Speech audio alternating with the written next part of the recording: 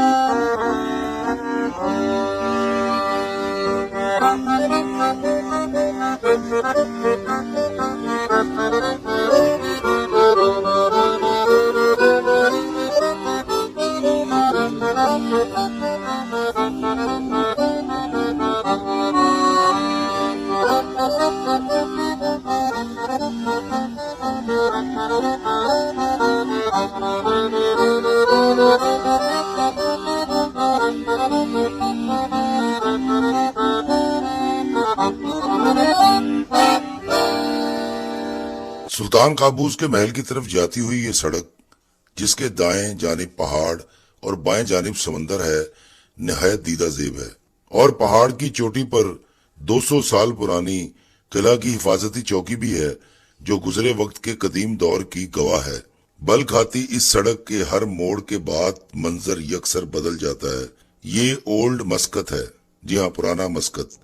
یہ پہاڑ آج بھی بے آب و گیا ہیں، مگر سڑک کے اطراف میں لگے ہوئے درخت اور دور، بہت دور موجود سفید عمارتیں اس منظر کو اور دلکش بنا دیتی ہیں۔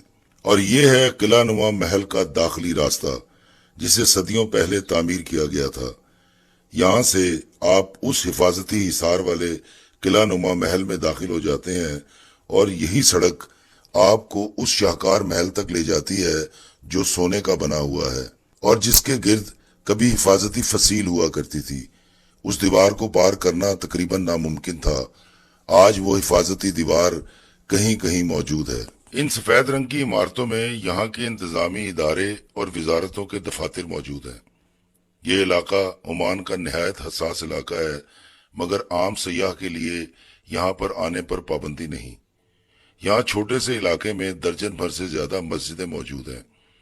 بھورے رنگ کے پہاڑوں میں سفید عمارتیں منظر کو ایک اساطیری منظر بنا دیتی ہیں۔ ترقی یافتہ ملکوں کی فہرست میں پہلے 10 ملکوں میں کھڑا یہ ملک عمان آج جتنا جدید ہے اتنا ہی قدیم بھی ہے۔ یہ مناظر آج نہایت دل فریب، دیدہ زیب اور انفرادیت کے حامل ہیں۔ جانے کیوں یہاں آ کر مجھے یہ مناظر الف لیلوی سے لگتے ہیں۔